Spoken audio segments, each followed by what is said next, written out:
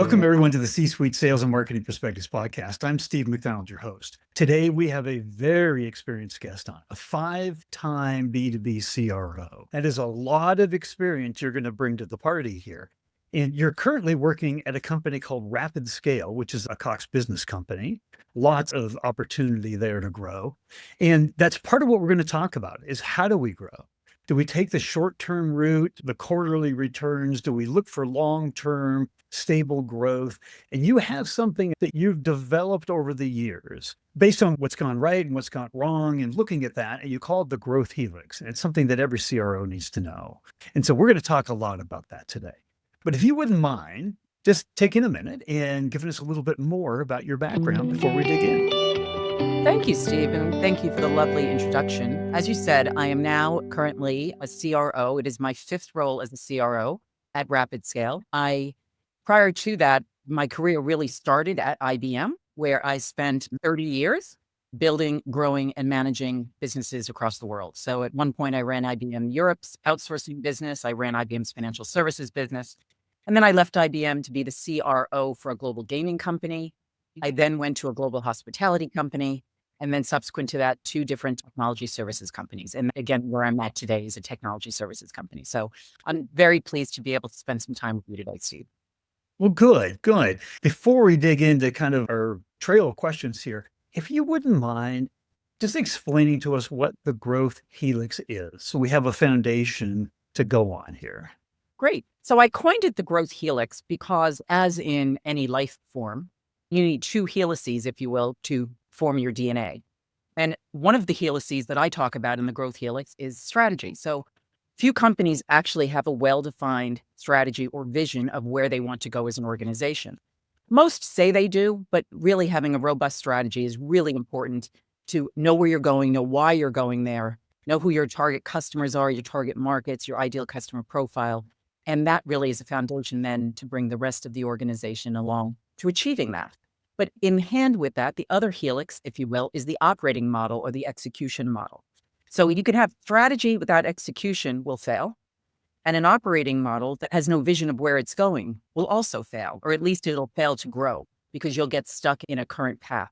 And so the more I reflect on my experience, it's really when an organization has a clear strategy of where it wants to grow and why, and it has an operating model that is aligned to that strategy, that's when success occurs. And the really important thing is neither of these 2 helices, if you will, neither strategy nor an operating model or an execution model stand still. They have to continue to evolve as the market evolves, as customers require new and different things. The organization has to have the ability to be agile and to respond to the market, and the operating model has to continue to adapt as well. So I talk about strategy and execution being codependent, co-evolving, and staying aligned with the market. And that's really what I term the Growth Helix. The third component, though, Steve, is also organizational DNA. So I often talk about you can have strategy, you can have an execution or an operating model, but the way you really bring it alive is through rewiring, if you will, the DNA of an organization. And what I mean by that is looking at the systems and the tools and the processes and the culture and all the other components that make up the organism of an organization. So when all 3 of those are aligned, that's really where I believe growth can be successful. So there's so much to unpack there. I got to start somewhere. So you started out, I love the idea of the strategy and execution side, right? But you started out by saying most companies don't have a well-defined strategy. And then on top of that, if you don't have a well-defined strategy, but then you have an ICP that no matter what industry you're in, they're complex and they're always changing, right? So you don't have a good strategy, you got a complex changing ICP, and then we have massive market dynamics and trends and things that are happening. That is chaos. Yet most CROs, you are held accountable every single quarter, right? You've got a quota on your head. You go into the board meeting, nobody wants to know anything except for how we doing on this quarter's quota and what's next quarter looking like. So there's this very short-term focus while there's this overall dynamic that's eating away at that. You've signed up for your 5th time living in that environment. Tell me, using the Helix, right? How do you carve success out of that? Because that's a difficult situation to be in as a CRO. As you point out, the results are important and the results are expected every month on month and quarter on quarter and year on year. We all love those comparisons. And even frankly, if you work in a private company where you're not reporting externally, it's still important and required. And I've operated in both a public company, a private company, and a family owned company, and a private equity backed company. So the truth is consistent across that. So how do you keep all of this aligned while delivering results? And I really do think it comes back to a well-defined strategy. I think it all does come back to strategy, because what a strategy does is not only identifies your target market, your ideal customer profile, and where you are going to over a longer period of time, not in the next quarter or the next 6 months. It's also a vehicle to communicate both internally as well as externally why you as an organization exist, why you matter, why a customer should consider working with you. And if you're able to crystallize that and it resonates both internally and externally, then everyone is aligned behind it and can follow through. And it becomes the guiding light, if you will, for when things need to change and why. Often people, when you win a new opportunity or a new deal or a new customer, there's a big celebration. But often you learn a lot more from when you lose. And often when you lose because of some competitive edge that either you don't have or a competitor has. And if you ignore that and you don't consider that and evaluate that input and adapt along the way, you'll fall out of sync with the market. So I think it is about a really well-defined strategy that can communicate it internally so that the entire team can go along on the journey with you. Why are things working and why are they not? Why did the results come in the previous quarter or why did they not? And so if you continue to refine that and use that as your anchor point, and if it resonates as well externally with customers, that's how I think you keep this all aligned. The operating model must change and will change over time. People don't seem to have too much concern when you have to adapt the operating model. But if it's anchored in a well-defined and articulated and researched strategy that has to evolve by nature as the market evolves, then I think you can keep these things aligned. It's interesting because when we come into new positions, right, it's very telling what are our highest priorities. You just accepted this new position, right? And so you're going to come in. What are your top priorities? What are you looking at? We've talked about strategy here, but what do you assess when you're looking at that operating model, the existing strategy, the existing go-to-market strategy the organization has? What are your priorities that you look at? The priority is to get out and talk to customers, existing customers, and really listen to them.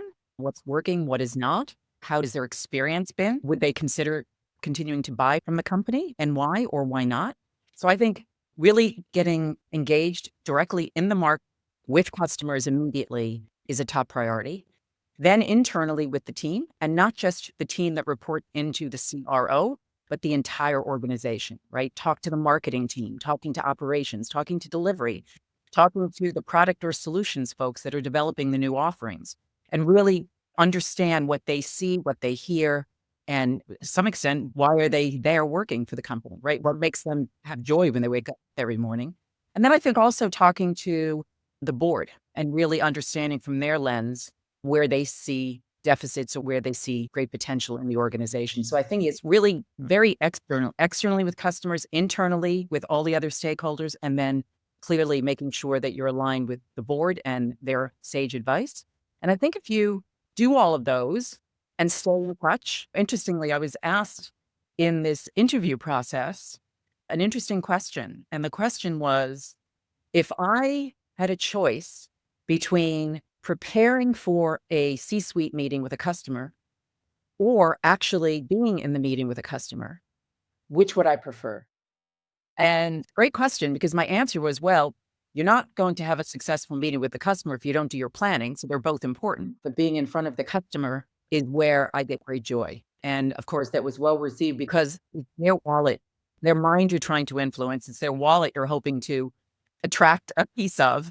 And really staying aligned with the customers is, I think, super important because they will tell you especially if they're an existing customer, they really want to be successful because they've made a choice to work with you, especially if it's a long-term contract. Or in the case of cloud or technology services businesses, often these are multi-year relationships that we build over time. And so I think customers will tell you the truth.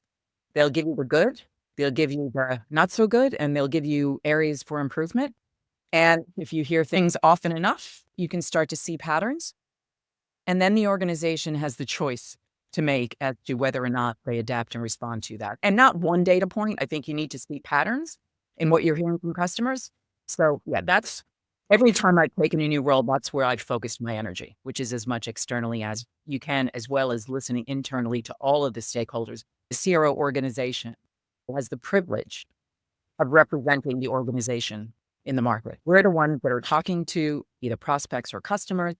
We're the one communicating a value proposition. We're the ones going through a negotiation. We're the ones who are caring for them from a customer experience perspective. And so staying grounded externally and really staying in front of the market and the customers, I think is the best way to be able to know when you have to adapt that growth deal we talked about earlier. I'm going to ask you a question and directly related to what you were just talking about there. And it might be a trick question, but it's not meant to be. Here's the question. I've talked to over 180 now B2B C-suite executives. And one of the number one things that is specifically CROs and CMOs do is come in and we talk to customers. It makes perfect sense. Absolutely. But then what ends up happening is we get really busy in the business of being a CRO and we stop having those customer conversations. And it transitions over to, we have lots of conversations with prospects. And out of all of these conversations that I've had with C-suite executives, one thing I've developed a hypothesis is that throughout the B2B or industry, we have a very high degree of familiarity with our ICP, but we don't have a very deep understanding of our ICP. And I'm not talking about you in particular. You said most companies don't have a big strategy.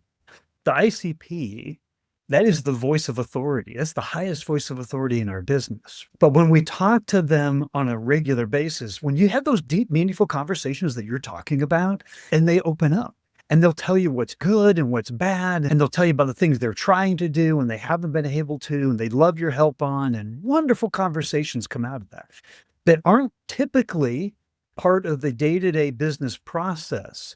That when we're running sales or customer success organization, we're very focused on different things. And there's almost like a shield up in like a sales conversation with a prospect, right? Because they know they're getting sold to.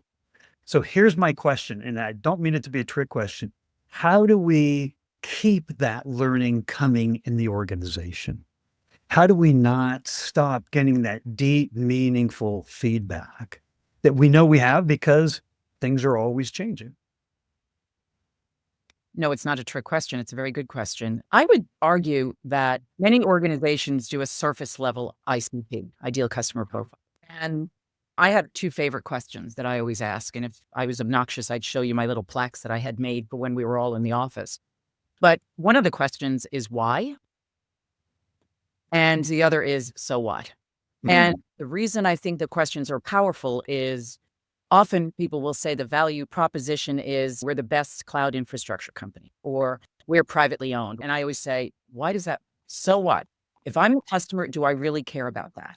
Or if you aren't asking the question behind the question, people have said I can do a little bit of root canal when I do questions because I'm always trying to get driving factor or the driving motivation behind why a customer or anybody says what they say. And often you ask multi-level inquiries, not root canals, but inquiries, and just really try to get, because often customers won't articulate where they haven't put words to actually the problem they're trying to solve or the opportunity that they're trying to seize. And so I think the best way is to be really thoughtful, do your homework before you go in front of a customer, learn as much about their business as you can, and ask really good open-ended questions, and then shut your mouth and listen, because that's where the nuggets of insight comes from.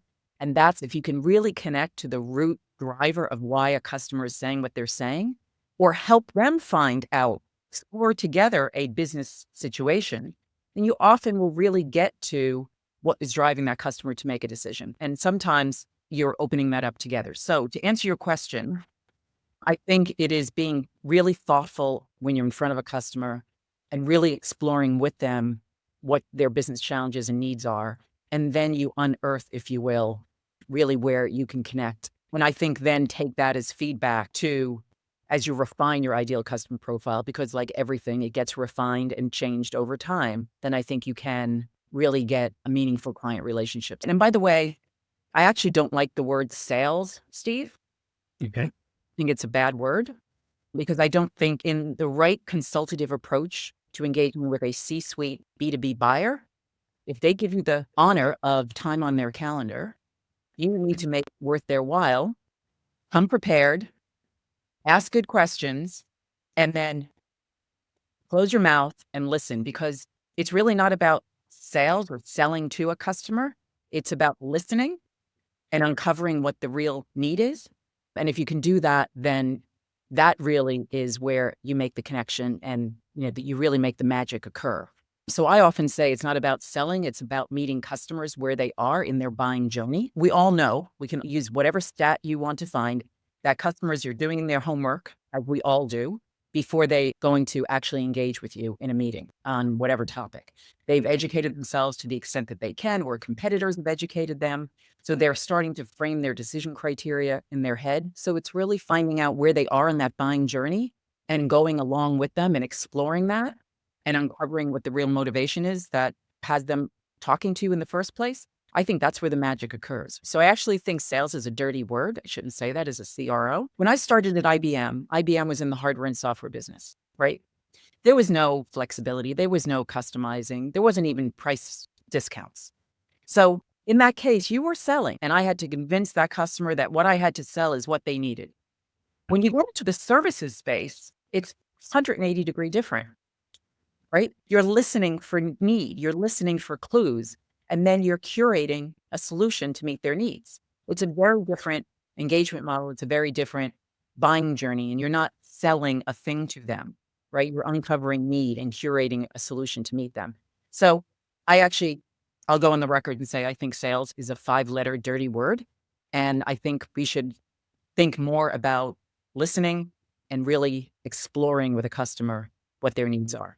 And then you verify and validate the ICP over time. I hope that answers trick questions, Steve. No, it did. It did. And it unearthed a bunch of other really good stuff. So let me ask this now. The idea here, what you just articulated, what I took out of that was that you are creating an experience when you are in and you are talking with a very important ICP, whether a C-suite or a manager.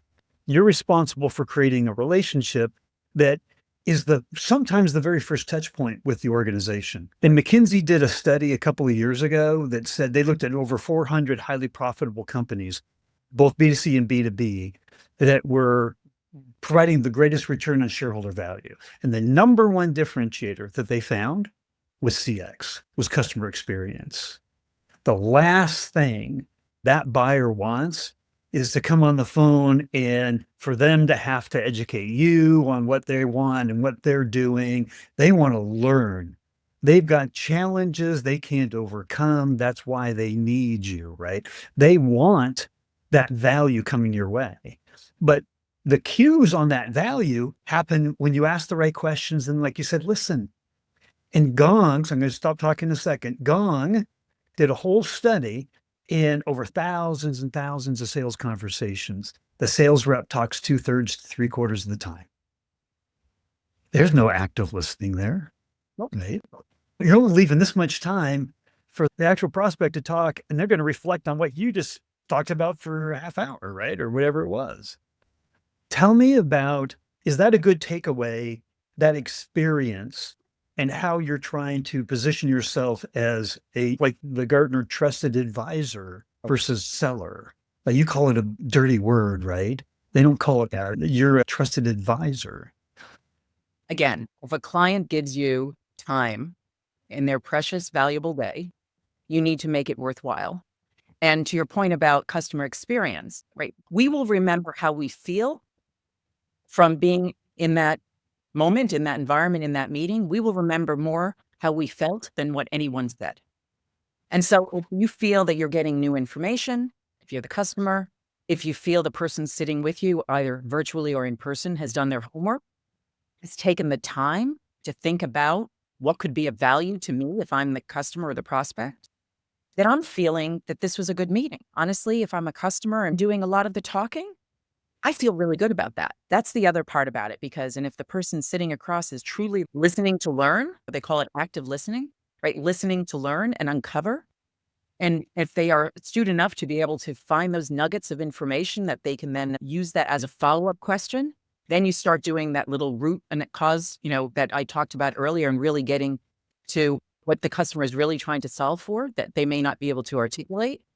But customer experience is super helpful, whether it's in the buying cycle or it's in the service. Once I've bought and the relationship is ongoing and I feel valued as a customer, then I'm more likely to go back to this company and explore other ways that we could work together. So I do think feeling how a customer feels, their customer experience trumps everything, including what any intelligent B2B CRO, CEO, COO says in that meeting. If they feel that you've come prepared, that you've made valuable use of their time, that you've helped them explore a new way of thinking about their business or provided some insight, that's what they will walk away with. You don't have to write that down, right? Because it's in here and it's in here.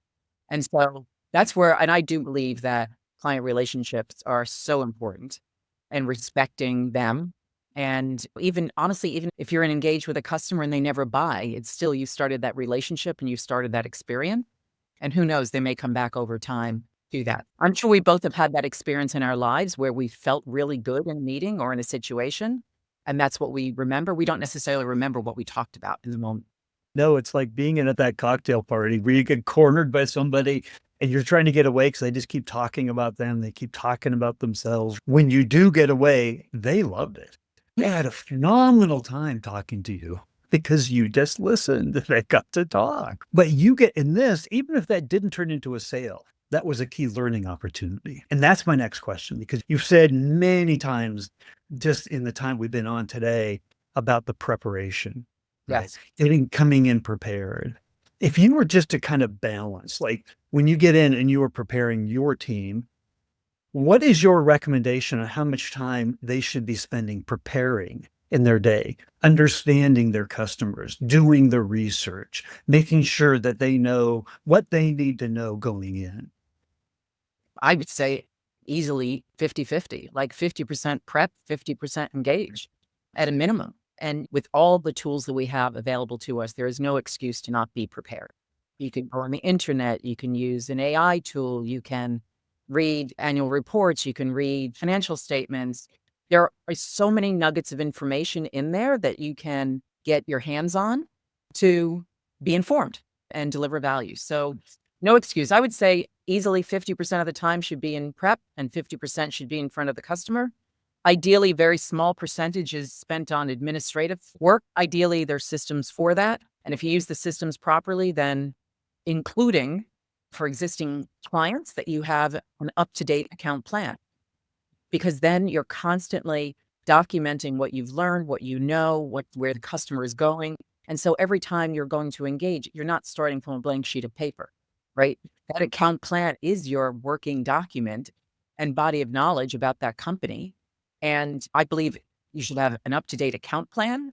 That is, you're using it every day as you interact with the customer, you're documenting your findings and your learnings. And then you should have a specific opportunity plan, right? That is built on top of the account plan, but for whatever the specific thing is that you're trying to contract about. So I do believe prep and homework and account planning and opportunity planning and doing post-meeting analysis. What did I learn? What did we right? What did we get wrong? Some people in this role think it's administrative. I actually don't think the homework is the administrative part. Maybe updating a system is the administrative part, but homework is part of your job. And it will come through when you're sitting in front of a customer. It will come through that you're prepared and that you value their time. And to your point about experience, they'll feel, okay, this was worthwhile for me. I gave Steve an hour of my time and this was worthwhile and I learned something, and I'll think about Steve and his company the next time that whatever the topic is comes out. It builds on itself. But at least 50% of the time, I would say. It surprised me when I heard this stat that on average, B2B salespeople spend 30% of their time creating content. That wasn't one part of what you just mentioned, No. but on average, it's 30% of the salesperson time. And over 2/3 of the content that they get from marketing, they don't feel has any value. So it's like, I think my surmise on that is I'm not getting what I need, so I'm having to create it because content is such an important part of sharing and value and the connective tissue between meetings and sharing and getting the next meeting and following up on the past meetings. And when you heard that stat, how did that make you feel? Look, when I say 50% preparation, I also think you need to be out in the market. I had one sales team once that didn't last very long because they actually didn't believe in calling on customers. So that's a whole separate issue. They were order takers waiting for the phone to ring. But nonetheless, 50% in front of customers, but the 50% of preparation can include content creation. So as you're doing your homework and as you're preparing for a meeting, you're correct. You often create some deliverable that you can bring with you to either facilitate the conversation or as a leave behind. So I think you could include that in my 50% preparation or homework side of things. Also, you talked about marketing, Steve. Relationship between sales and marketing is another version of the growth helix. If the marketing team and the sales team are not continuing to learn from each other and adapt, then, again, when I talked about alignment across the whole organization and making sure all stakeholders are engaged, a good marketing partner is there in service of growth and therefore in service of whoever is talking to the customers in the market. And so whatever deliverables they're creating, whatever branding work that they're doing, all have to be in service of how the organization goes to market. And it's often through the CRO organization or the sales team as well. So I think that's an incredibly important component of any organization. And I've worked in organizations where it was highly functional. The CMO and I were literally like partners in crime. We would hope present to the board. The board often would say they've never heard a better articulated marketing and sales conversation. And we would constantly talk about what we're seeing, what we're learning, and constantly adapting what is being created. Also, in order to do demand generation, right? Whether marketing has a very big role in creating demand that the CRO organization can serve. So it is not a nice to have, it's a must have, working with the marketing team and having well-prepared content to take to a customer is also critically important. So I think all of these things fit together, but content creation is part of doing your homework. All right. I feel that we could go on for 2 hours here. But I have one question to ask. And we've covered so much territory. And our poor human brains, we can't retain more than about 2 or 3 things at a time. If there was one most important takeaway that you wanted the C-suite executives that were watching this podcast to take away today, what would that be? Growth is achievable, and accelerated growth is achievable when strategy and execution are inseparable and co-evolving. That's simple, but powerful when put into action. Here's what I know. People are going to have questions. Is it okay if we give out a link to your LinkedIn profile so that people can reach out and ask questions? Yes, please do. Fantastic. The whole mission of this podcast is to bring C-suite executives, B2B C-suite executives, to come and share their points of view on how do we create long-term sustainable growth in our businesses. And so you added to that. I call it the rising tide that lifts all boats. And just thank you for being a part of that today. I really appreciate it. Thank you, Steve. It's been enjoyable. I learned a few things as well. So appreciate the opportunity.